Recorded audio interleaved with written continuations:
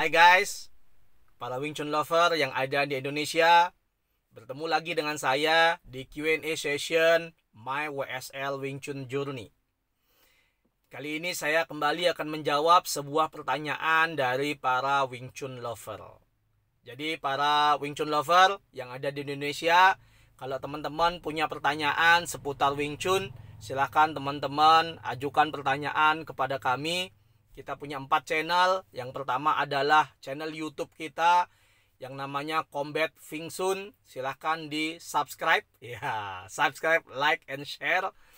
Kemudian yang kedua kita punya channel Facebook fanpage yang namanya juga sama, Combat Wing Chun. Kemudian kita punya channel Instagram yang namanya CVT Indonesia. Sebagian besar pertanyaan-pertanyaan dan jawabannya itu kami posting di channel YouTube dan Instagram kami. Dan yang terakhir kita punya forum Telegram, forum diskusi Telegram namanya CVT Diskusi Wing Chun. Bagi teman-teman yang ikut masuk dalam diskusi, silakan hubungi nomor yang ada di Facebook fanpage kita 0819 seperti itu. Nggak boleh iklan katanya. Ya, silakan type message ke Telegram atau WA di nomor itu, maka tim kami akan memasukkan Anda dalam forum diskusi Wing Chun. Oke, kali ini pertanyaan datang dari seorang Wing Chun lover. Pertanyaannya, apakah Bong Sau bisa melakukan konsep Lin Siu Dai Da? Oke, sebelum saya jawab, saya mau terangkan dulu bagi yang kemarin terlambat tentang materi. Jadi Lin Siu Dai Da itu artinya adalah bertahan dan menyerang terjadi dalam satu hitungan. Jadi di Wing Chun itu ada konsep di mana ketika kita menyerang dan bertahan itu berada dalam satu ketukan. Jadi itu yang disebut dengan Lin Siu Dai Da. Bertahan dan menyerang terjadi secara bersamaan atau simultan. Nah, berikutnya adalah apakah Bong Sau bisa digunakan atau bisa melakukan konsep yang namanya Lin Siu Dai Da, itu kan? Oke, sebelumnya saya mau jelasin sedikit. Saya udah mulai ketawa ini. Bahwa Bong Sau itu sebenarnya cukup unik dan paling sering disalah persepsikan dalam Wing Chun di dunia, termasuk Indonesia juga. Sebagian orang menganggap bahwa Bong Sau itu artinya adalah kepakan sayap bangau. Saya nggak tahu dapatnya di mana ya. Aduh, jadi orang sebagian besar menganggap bahwa Bong Sau itu artinya adalah kepakan sayap bangau. Masalahnya adalah manusia nggak punya sayap guys, jadi nggak bisa melakukan kepakan sayap. Sehingga pada akhirnya mereka karena meniru kepakan sayap bangau, pada akhirnya melakukan Bong Sau seperti kepakan sayap yang seperti ini. Dan itu sangat jauh sekali guys dari arti kata Bong Sau. Jadi ini sebuah keanehan dalam Wing Chun bahwa ketika kita mempelajarin sebuah konsep, tentu yang paling awal difahami itu adalah etimologi bahasanya guys. Atau artinya adalah kita harus paham dulu arti dari kata tersebut sebelum kita menerjemahkan dalam sebuah konsep. Oke ya.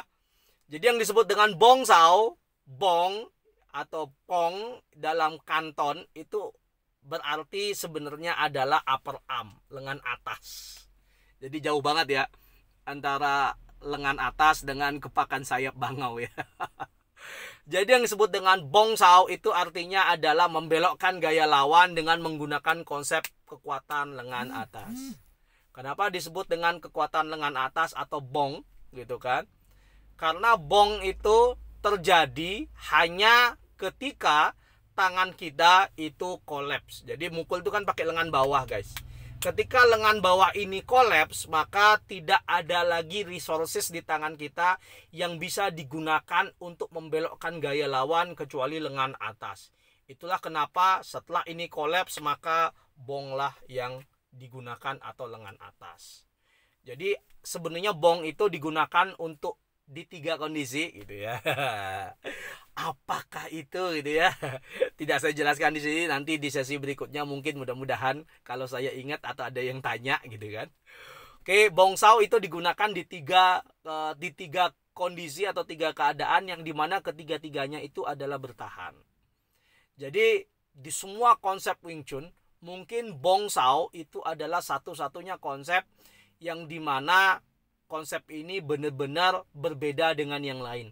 Karena sebagian besar konsep Wing Chun itu menggunakan siku di bawah, hanya Bong Sao yang mengangkat sikunya sampai ke atas seperti ini.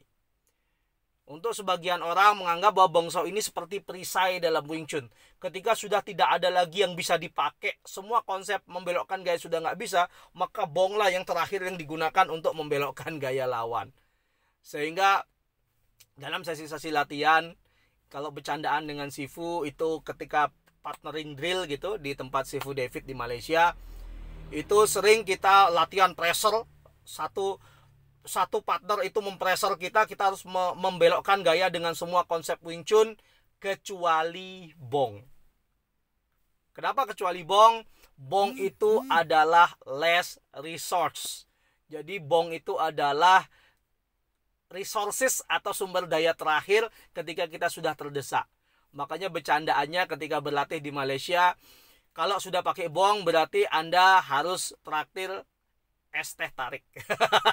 Teh tarik ice biasanya kalau di Malaysia ya. Jadi pertanyaannya apakah Bong bisa digunakan dalam Ninshu Daida? Maka jawabannya adalah tidak. Karena Bong itu adalah murni dia konsepnya bertahan.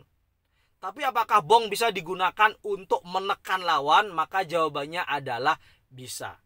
Jadi digunakan untuk menekan lawan tapi bukan dengan tujuan untuk menyerang. Tujuannya adalah untuk membelokkan gaya sambil kita menahan ya. Menahan, mendesak lawan dengan konsep Bong kita, baru setelah itu kita layangkan pukulan berikutnya.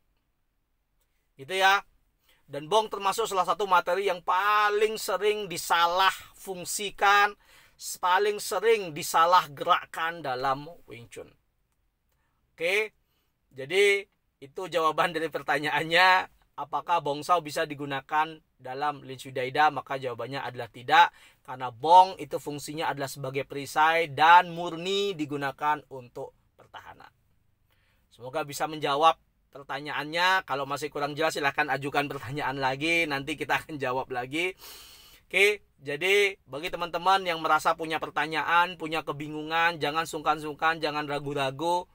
Memang di program My WSL Wing Chun Journey ini tujuannya cuma satu, kita ingin membahas secara tuntas yang namanya konsep Wing Chun yang banyak sekali disalahartikan, disalahfungsikan, disalahgunakan dalam Wing Chun di Indonesia. Oke. Dan kita ingin mengedukasi teman-teman sehingga teman-teman bisa paham Wing Chun itu seperti apa dan betapa luar biasanya konsep ini. Oke, sampai ketemu lagi di Q&A session My WSL Wing Chun Journey berikutnya. Tetap semangat latihan dan mari kita jadikan Wing Chun di Indonesia menjadi terhormat. Terima kasih, sampai ketemu lagi. Bye.